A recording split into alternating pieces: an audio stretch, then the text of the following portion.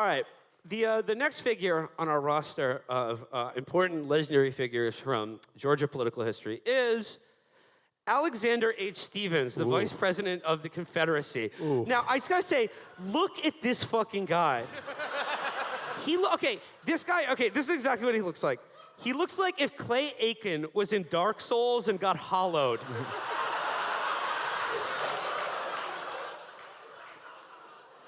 He was It's like he looked at the Ark of the Covenant for like a half a second.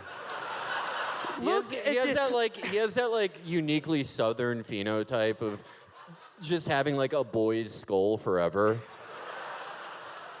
This is what your Confederate vice presidents look like after 12 hours in the Ronco food dehydrator. Look at this absolute fucking goblin.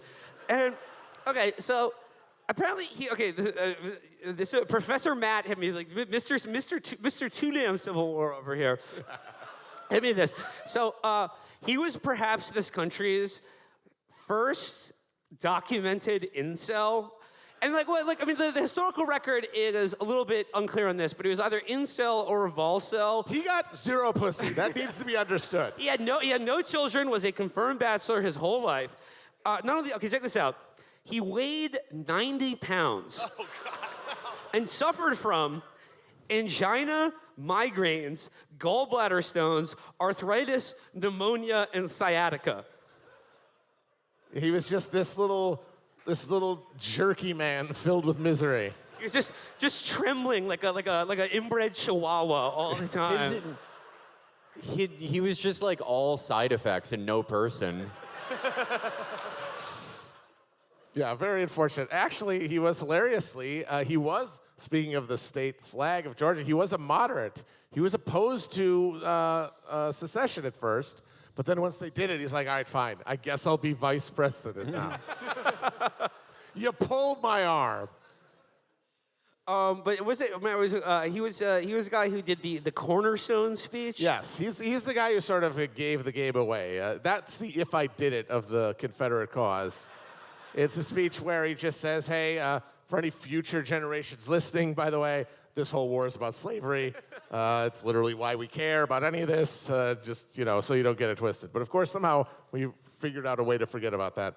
Part of that might have come down to the fact that rather than going to jail for the rest of his life or being hanged after the war, he ended up going back to the House of Representatives.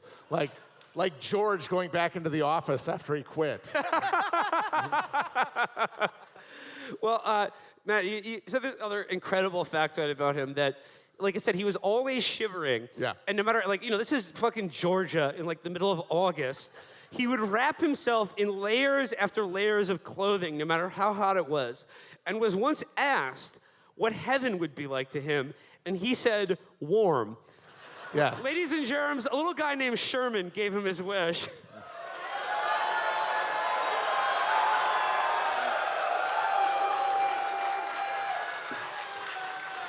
Some cheap heat for the crowd here tonight. All right, let's fucking go. And I gotta say, we're here in Atlanta, and for certain adherents to sort of the Dunning School, Lost Cause, Civil War revisionism, they love to talk about the burning of Atlanta like it was like history's greatest war crime. It was fine. And okay. Worse shit happens every day. He burned down a lot of people's houses, but they weren't inside. Yeah, exactly. They could have kept him in there. It was actually very cool that they let him know, hey, we're going to be burning that. All right, next off on our the Hateful Eight rundown of Georgia's most notorious is Governor Richard Russell. And Senator. And Senator. And here's the interesting thing. As related to Alexander Stevens, he was another lifelong bachelor. Zero pussy. Russell, I think with Stevens, he could not get pussy, and it was probably the least of his concerns because he's, it's like, but all right, I'm cold. I would die. Yeah, I have a cold all the time. There's mucus that comes out of my eye. We're gonna worry about it later. Russell was one of many Southern men who's just what do you think's going on here? It's a Lindsey Graham type situation. Yeah. I mean, we don't know, but I would put more money on that, certainly. Because, Yeah. he was, like, not a chihuahua, as we said. He was an actual human man. Yeah. He was Lyndon B. Johnson's Obi-Wan Kenobi. Because he can't was be his like, mentor. he can't get laid. It's like Lyndon Johnson was getting laid like crazy, and he was way less handsome than this guy. Yeah. Yeah, but he had a way bigger dick. I mean, that's Yeah, but you have a large that's ass part dick. of my case. Is that like if he wanted to, he could have fucked any number of women, yet he did not. There's nothing in Master of the Senate about like any baddies he slayed. He did not do it. And therefore, he did not want to do it. So yeah, he was a lifelong bachelor who, in addition to being a member of the Warren Commission, also provided much of the kind of strategy and intellectual justification for segregation. He was essentially Mr. Segregation. Mr. Too Damn Segregated. Yeah. Just said, he publicly said that America was, quote, a white man's country, and we are going to keep it that way. He also said he was vehemently opposed to political and social equality with the Negro. He supported poll taxes across the South and called President Truman's support of rights for black Americans an uncalled for attack on Southern civilization. Okay, yeah, we don't need to boo. We all understand here. We don't need to boo the guy. Or you can if you want. He's standing right behind me, isn't he? Yeah. But sort of like it's the connection with Stevens here is that like there does seem to be some connection between like dedicating your life to the brutal oppression and domination of like another group of human beings and just like not thinking about or caring. I think it's just you sublimate it into like we've all got evil inside of us, and we need to work it out in one way or another. And if you don't in one way, it's going to manifest in another. And I think as wow, look at that guy. This is how we know that no. All right. One last Georgia All-Star before we go into break, and then we're gonna break up our rundown of the Georgia All-Stars. We got one last before our intermission here, and that is Dean Rusk. Dean Rusk is okay. If Richard Russell was Mr. Too Damn Segregation, Dean Rusk was Mr. Too Damn Cold War. You loved it. This Couldn't guy, get enough.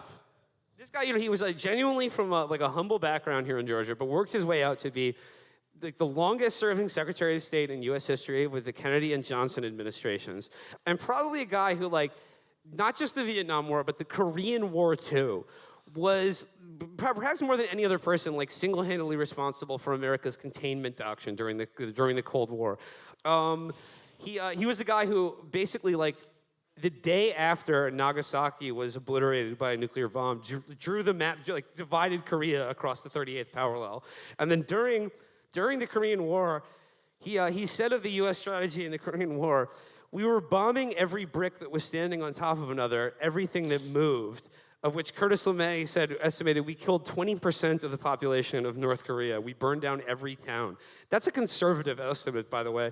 Dean Rusk, like I said, he became president of the Rockefeller Foundation, and he was basically like the epitome of like Cold War liberalism, because when it really came down to it, he pushed back against the generals during the Cuban Missile Crisis, and also against MacArthur when he wanted to drop nuclear bombs on China during the Korean War.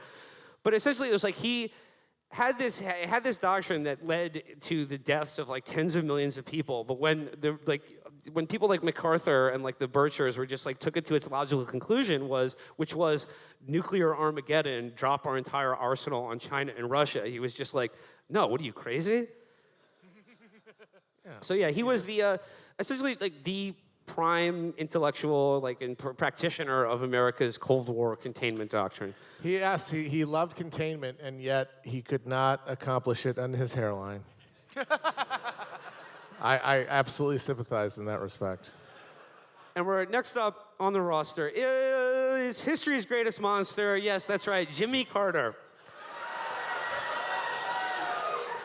Now, I feel like Jimmy Carter is, it's sort of like he both suffers from and benefits greatly from the fact that sort of conservative Republicans have made him synonymous with being like the worst American president of all time. He was so Jimmy Carter, another Carter administration. But that does sort of paper over the fact that he was a uniquely terrible president who was the author of like many of the worst maladies now facing this country. I mean, starting first and foremost with, funding the Mujahideen in Afghanistan. Deregulating credit, trucking, airlines. I mean, this was one of the reasons that Kennedy actually primaried him in 1980. But he's brought up sort of like a McGovern figure by people on both sides, and was just sort of like the beginning but dripless start of a neoliberal turn in both parties. No, Jimmy Carter walked so Bill Clinton could run. Yeah. And it's just right, like when they were making Bill Clinton, they were like, oh, we need to add like pedophilia to this. Then it will like win re-election.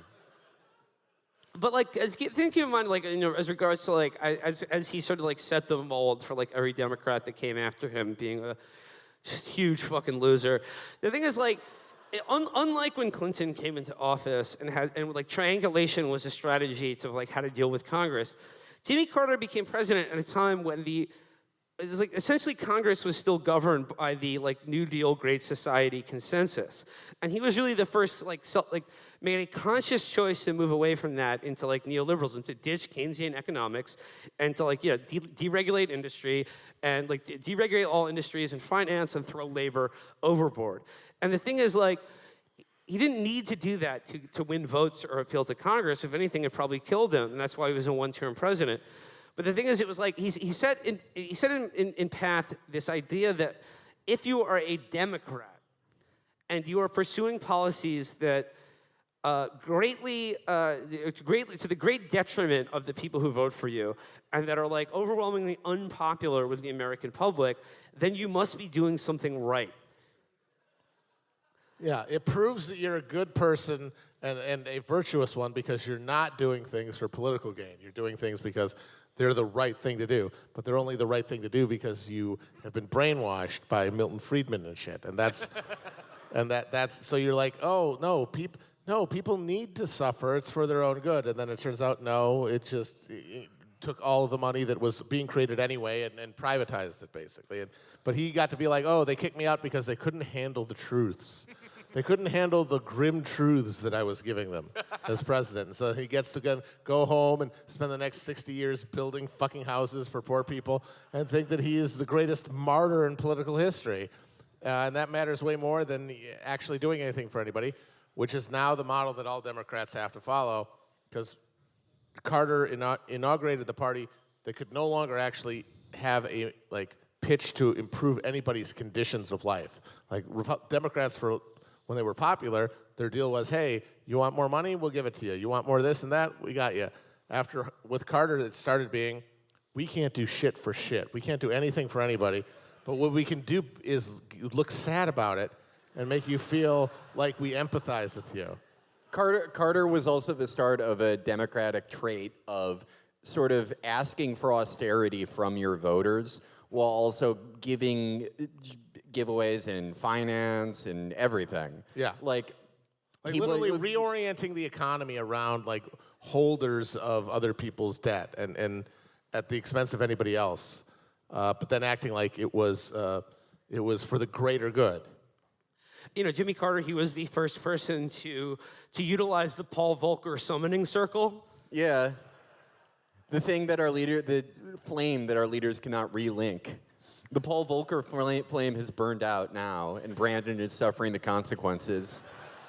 What's so funny is that, so obviously, for Carter, it's like when he loses the election, it's like that's sort of a validation of him. It's like they couldn't handle it. I'm basically Jesus, and I sacrificed myself to do what was best for everybody. But there still was a pitch to voters in 1980, which was, well, we're going to tell them the truth. We're going to tell them like it is, and then we're going to propose realistic solutions based on that premise. Never for one moment thinking that the guy running against him could just lie. Like the Carter idea was like, well, we have this reality, these new constraints, this new economy with the energy shock, with the oil and everything. Like the old economic engine doesn't work. We need a new one, and that's going to require like a real confrontation with like what our values are as a people. Like where should power be? Like what is freedom? We're going to have to reckon with this stuff. We have to, right? And everyone's going to want to vote. Everyone's vote's going to be like, you're right.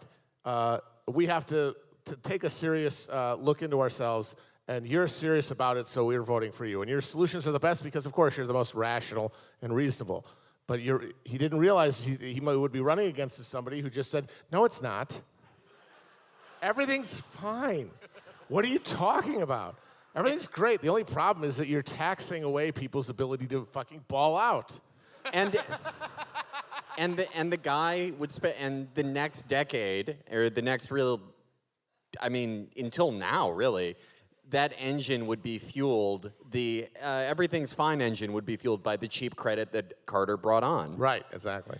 And, But like Carter, the entire 1980 campaign, Carter's people watching Reagan just like respond to every crisis by just making something up instead of confronting with the reality that like they knew existed and that all the media existed. They were like the coach of the opposing team at the end of Air Bud. Like, what the? There's a dog. What are you do? This can't count. And then the ref is like, I'm sorry. Who is Buckley it? versus Vallejo. There's no rule here that says you can't pay a dog to play basketball. Who was the hapless loser who worked for Carter who was like, oh, I know, I'm going to get Carter to read Culture of Narcissism. That is very funny. Like all the like the Lashians, people like read Christopher Lash, and they're like, you guys need to understand the failure of modern liberalism. Jimmy Carter and his entire inner circle read Christopher Lash, and when they were trying to figure out what to do about like the economic crisis, the energy crisis in the late 70s, they like summoned a bunch of people to literally do a book club on Christopher Lash. And then they brought him to the White House and literally said, what should we do? And he's like, I don't know. Well, talking about like this is like a tour through like the past, present, and future of America through Georgia's like most legendary political figures. But in terms of everything old is new again, by the end of Carter's first term, his economic policy was based around trying to start a recession in America to bring down inflation.